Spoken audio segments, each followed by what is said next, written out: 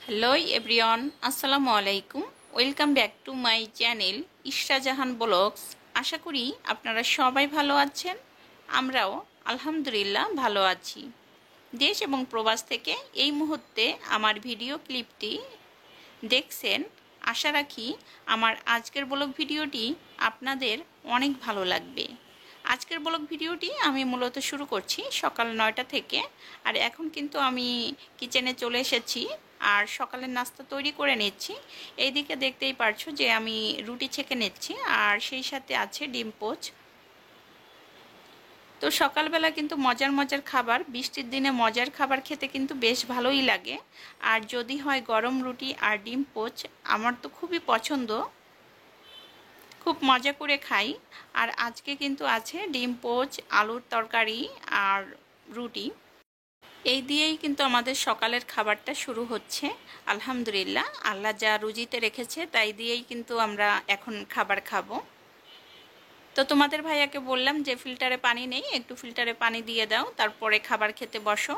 আর এইদিকে কিন্তু আমার লক্ষ্মী সোনা বসে গেছে খাবার খেতে।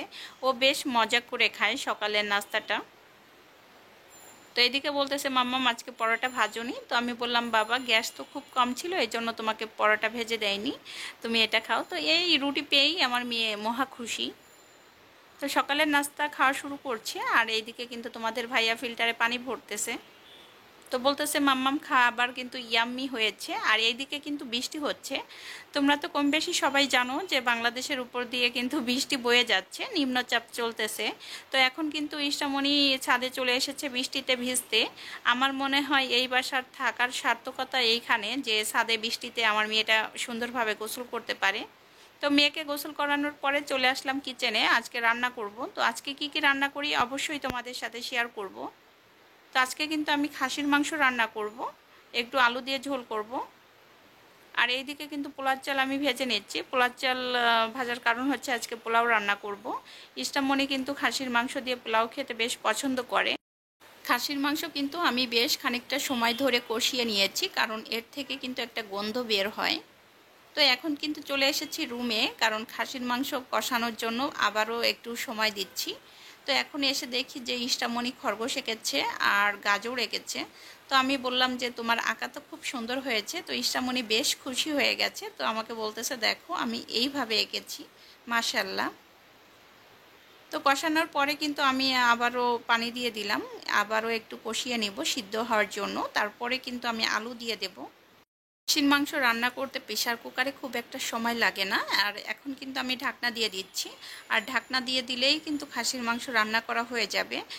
আমি কিন্তু 2-3টা সিসি দেওয়ার পরে কিন্তু নামিয়ে ফেলেছি। তারপরে আবার আলু দিয়ে আমি খাসির মাংস কিন্তু রান্না করে নিয়েছি। পরবর্তীতে আর খাসির মাংস ভিডিও করা হয়নি, এজন্য লাস্ট ফিনিশিংটুকু কিন্তু তোমাদের সাথে শেয়ার করেছি। আর এই দিকে দেখতে পাচ্ছ যে আমি কিন্তু পোলাও রান্না করে নিচ্ছি। আর পোলাও রান্না তো খুব সহজ, আমার কাছে মনে হয় পৃথিবীর সবচেয়ে ইজি কাজটা হচ্ছে পোলাও রান্না করা। তো এখন কিন্তু আমি সেই কাজটি করছি। আজকে কিন্তু আমি আমার পছন্দ অনুযায়ী চাইনিজ ভেজিটেবল রান্না করব। তো চাইনিজ ভেজিটেবল রান্না করার জন্য আমি চিকেন এবং সবজি দিয়ে দিয়েছি। আজকে ক্যাপসিকাম ছিল না বলে কি রান্না করা হবে না। তো ভাবলাম যে ক্যাপসিকাম ছাড়াই কিন্তু রান্না করব। তো ক্যাপসিকাম ছাড়া রান্না করার পরেও কিন্তু বেশ খেতে মজা লেগেছে। আমার মনে হয় যারা চাইনিজ সবজি খেতে বেশ পছন্দ করেন তাদের কাছে তো এই কাজটা একদম ইজি। আমার কাছে ভালো লাগে রান্না করতে, কিন্তু যখন দেখি যে চুলায় গ্যাস থাকে না তখন একটু বিরক্তই লাগে রান্না করতে, কারণ কালারটা নষ্ট হয়ে যায়। তো আজকে কিন্তু আমি ঝটপটভাবেই কিন্তু রান্না করে নিয়েছি।